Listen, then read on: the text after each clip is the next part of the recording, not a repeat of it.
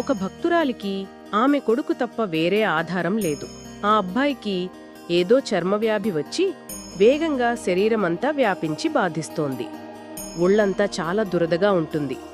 బాధ తట్టుకోలేక గోకితే చర్మం పగిలి తీవ్ర రక్తస్రావమయ్యి పెద్ద పుండు పడేది.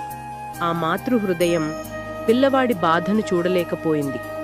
పరమాచార్య స్వామి దగ్గరకు వచ్చి తన కష్టాలని చెప్పుకుంది. మీ అనుగ్రహం వల్లనే నా కొడుకు వ్యాధి నయమవ్వాలి. నేను మందుల ఖర్చు కూడా భరించలేని స్థితిలో ఉన్నాను. మీరు తప్ప నాకు దిక్కులేదు అని వేడుకుంది. మహాస్వామివారు ఆమెను, ఆమె కొడుకుని మఠంలోనే ఉండమని చెప్పారు.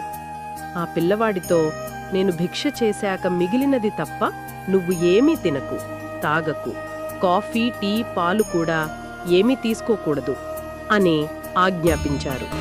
ఆ తల్లి చాలా సంతోషంతో గురువు ఆదేశాన్ని పాటించడానికి అంగీకరించింది. స్వామివారు శ్రీమఠం వంట బృందానికి కొన్ని సూచనలు ఇచ్చి తాను మరలా చెప్పేదాకా వాటిని పాటించవలసిందిగా సూచించారు.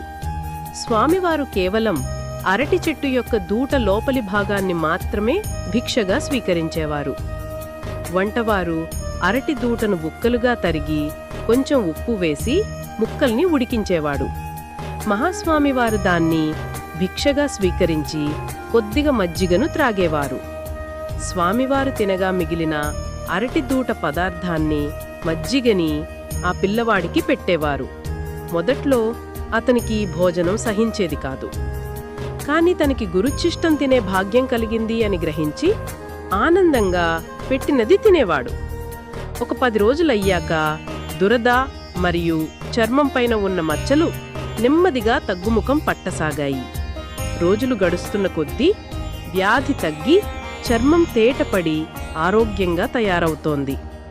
మండలం రోజులయ్యేసరికి అతని చర్మవ్యాధి పూర్తిగా నయమయ్యి ఆ పిల్లవాడు కొత్త తేజస్సుతో ప్రకాశిస్తూ కనిపించాడు.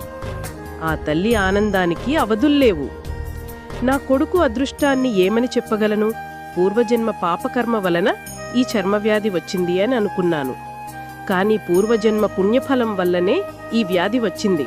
ఎందుకంటే మండలం రోజుల పాటు ప్రతిరోజు పరమాచార్య స్వామి ఉచ్చిష్టం తినే భాగ్యం ఎవరికి కలుగుతుంది అని ఆ తల్లి ఆనందపడింది.